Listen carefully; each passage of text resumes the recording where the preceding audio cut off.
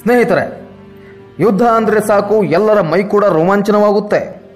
ಅಲ್ಲಾದ ದಾಳಿಗಳು, ಸೈನಿಕರ ಬಲ ಪ್ರದರ್ಶನದ ಬಗ್ಗೆ ಕೇಳ್ತಾ ಕೂತ್ರೆ ವಾಸ್ತವ ಮರೆತು ಬಿಡ್ತೀವಿ. ರೂಪಿಸಿದ ತಂತ್ರ, ಮಾಡಿದ ಕುತಂತ್ರ, ಉಪಯೋಗಿಸಿದ ಯಂತ್ರ ಒಂದಕ್ಕೊಂದು ವಿಭಿನ್ನ.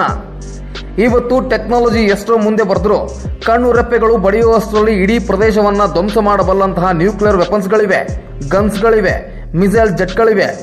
ಆದರೆ ಆ ಯುದ್ಧದ ಮುಂದೆ ಇವೆಲ್ಲ ಬೆರಳೆಣಿಕೆಯ ಸಾಹಸ ಅಷ್ಟೇ. ಅಲ್ಲಾದ ವೈಜ್ಞಾನಿಕ ಪ್ರಯೋಗದ ವಿಜ್ಞಾನದ ಸಂಶೋಧನೆ ಇಂದಿಗೂ ನಡೀತಾ ಇದೆ ಮತ್ತು ಊಹೆಗೂ ನಿಲುಕದ ರಹಸ್ಯಗಳು ಸಿಗದೆ ನಮ್ಮ ಇತಿಹಾಸಕಾರರು, ಸಂಶೋಧಕರು ತಲೆ ಕೆಡಿಸಿಕೊಂಡಿದ್ದಾರೆ. ಅಷ್ಟಕ್ಕೂ ಅದು ಯಾವುದು ಅಂದ್ರೆ ಅಶ್ವಪಡೆ, ಗಜಪಡೆ, ರಥಪಡೆ, ಕಾಲಾಳು ಸೈನಿಕರನ್ನ ಒಳಗೊಂಡಿದ್ದ ಬರೋಬ್ಬರಿ 39,36,600 ಜನರು ಹಾಗೂ ಪ್ರಾಣಿಗಳನ್ನ ಒಳಗೊಂಡ ಯುದ್ಧ ಕುರುಕ್ಷೇತ್ರ.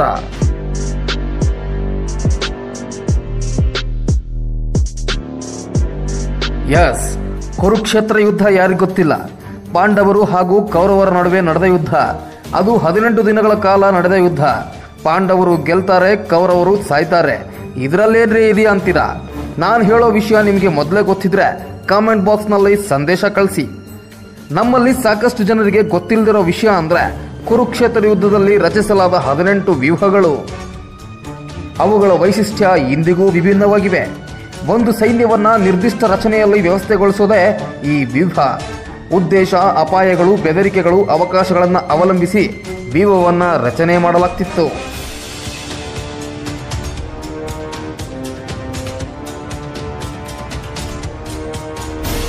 ಗೆಳೆಯರೆ, ಆವತ್ತು ಯುದ್ಧದ ಮೊದಲನೇ ದಿನ 18 ಅಕ್ಷೋಹಿಣಿ ಸೈನ್ಯ ಹೋರಾಡೋದಕ್ಕೆ ಸಿದ್ಧವಾಗಿದ್ದರು. ಪಾಂಡವರನ್ನ ಸೋಲಿಸಲೇಬೇಕು ಅಂತ ಕೌರವರು ತೊಡೆತಟ್ಟಿ ನಿಂತಿದ್ರು. ಅರ್ಜುನನ ವಿರುದ್ಧ ಮೊದಲು ವ್ಯೂಹ ರಚನೆ ಮಾಡ್ತಾರೆ ಭೀಷ್ಮಾಚಾರ್ಯರು. ಅದರ ಹೆಸರು ಸರ್ವತೋಮುಖಿ ದಂಡವ್ಯೂಹ.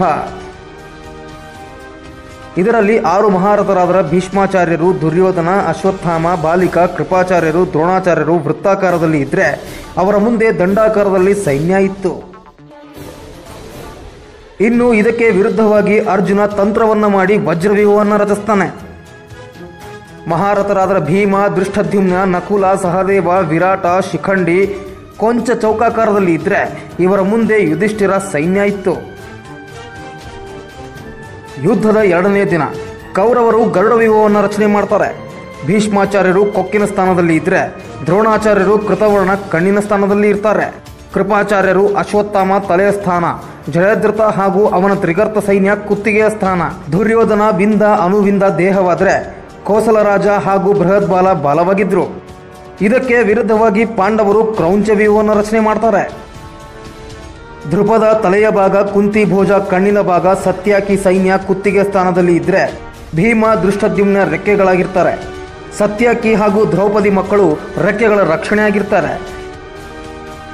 ಇಲ್ಲಿ ಗರುಡ ವ್ಯೂಹದ ವಿರುದ್ಧ ಕ್ರೌಂಚ ವ್ಯೂಹವನ್ನು ರಚಿಸೋದಕ್ಕೆ ಕಾರಣ ಏನು ಅಂದ್ರೆ ಕ್ರೌಂಚ ಅಂದ್ರೆ ಬಕಪಕ್ಷಿ.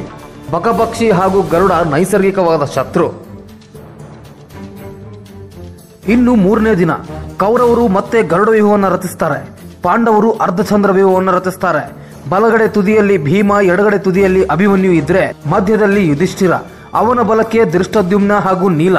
ಹಿಂಭಾಗದ ಮಧ್ಯದಲ್ಲಿ ಸತ್ಯಾಕಿ ಇದ್ರೆ ಅವನ ಎಡಗಡೆ ಘಟೋತ್ಕಚ, ಬಲಗಡೆ ಶಿಖಂಡಿ ಮತ್ತು ದೃಷ್ಟಕೇತು. ನೀಲನ ಹಿಂದೆ ವಿರಾಟ ಇದ್ರೆ ಇವರೆಲ್ಲರನ್ನ ಮುಂದಾಳತ್ವದಲ್ಲಿ ಕೃಷ್ಣನೊಂದಿಗೆ ರಥದಲ್ಲಿ ಅರ್ಜುನ ಇದ್ದ. ಇನ್ನು 4ನೇ ದಿನ ಭೀಷ್ಮಾಚಾರ್ಯರು ಮಂಡಲ ವ್ಯೂಹವನ್ನು ರಚನೆ ಮಾಡ್ತಾರೆ. ಇದನ್ನ ಎದುರಿಸೋದು ಪಾಂಡವರಿಗೆ ಸ್ವಲ್ಪ ಕಷ್ಟನೇ ಆಯಿತು. ಸೈನ್ಯವು ಗುಂಪು ಗುಂಪಾಗಿ ದಾಳಿ ಮಾಡೋದ್ರಿಂದ ವ್ಯೂಹವನ್ನು ಭೇದಿಸೋದು ದೀರ್ಘ ಸಮಯವಾಯಿತು. ಇದಕ್ಕೆ ವಿರುದ್ಧವಾಗಿ ಅರ್ಜುನ ರಚಿಸಿದ್ದು ಶೃಂಗಾತಕ ವ್ಯೂಹ, ಅಂದ್ರೆ ಪ್ರಾಣಿಗಳ ಕೋಡು ಅಥವಾ ಕೊಂಬಿನ ಆಕಾರದಲ್ಲಿ ಇರುತ್ತೆ. ಇನ್ನು 5ನೇ ದಿನ ಭೀಷ್ಮಾಚಾರ್ಯರು ಮಕರ ವ್ಯೂಹವನ್ನು ರಚನೆ ಮಾಡ್ತಾರೆ. ಮಕರ ಅಂದ್ರೆ ಮೊಸಳೆ. ಮೊಸಳೆಯ ಆಕಾರ, ನಡಿಗೆಯನ್ನು ಆಧರಿಸಿ ಈ ವ್ಯೂಹವನ್ನು ರಚಿಸಲಾಗಿತ್ತು.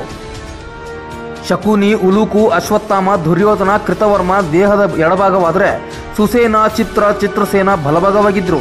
ತ್ರಿಗರ್ತ ಬಾಲದ ಸ್ಥಾನದಲ್ಲಿ ಇದ್ದ. ಕೃಪಾಚಾರ್ಯರು ಶಲ್ಯ ಬಾಯಿ ಆದರೆ ಕರ್ಣ ಕಣ್ಣಿನ ಸ್ಥಾನವಾಗಿದ್ದ. ಇದಕ್ಕೆ ವಿರುದ್ಧವಾಗಿ ಪಾಂಡವರು ಶಯನ ವ್ಯೂಹವನ್ನು ರಚನೆ ಮಾಡ್ತಾರೆ. ಶಯನ ಅಂದರೆ ಗಿಡುಗ ಪಕ್ಷಿಯ ಅವತಾರದಲ್ಲಿ ಈ ವ್ಯೂಹವನ್ನು ರಚಿಸಲಾಗಿತ್ತು. 6ನೇ ದಿನಕ್ಕೆ ಕೌರವರು ಮತ್ತೆ ಕ್ರೌಂಚ ವ್ಯೂಹವನ್ನು ರಚನೆ ಮಾಡಿದ್ರೆ ಅದಕ್ಕೆ ವಿರುದ್ಧವಾಗಿ ಪಾಂಡವರು ಮಕರ ವ್ಯೂಹವನ್ನು ರಚನೆ ಮಾಡ್ತಾರೆ.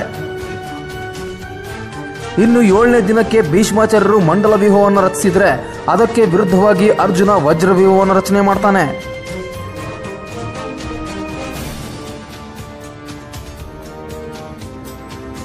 ಇಲ್ಲಿ ಗಮನಿಸಬೇಕಾದ ಅಂಶ ಅಂದ್ರೆ ಪ್ರಾಣಿಗಳ ಆಕಾರ, ನಡವಳಿಕೆ, ಗುಣಗಳನ್ನ ಸೂಕ್ಷ್ಮವಾಗಿ ಅವಲೋಕಿಸಿ ಅದಕ್ಕೆ ತಂತ್ರವನ್ನ ರೂಪಿಸಿ ಅದರ ರೀತಿಯಲ್ಲಿ ಸೈನ್ಯವನ್ನ ವ್ಯೂಹದ ರೂಪದಲ್ಲಿ ರಚನೆ ಮಾಡಲಾಗ್ತಿತ್ತು.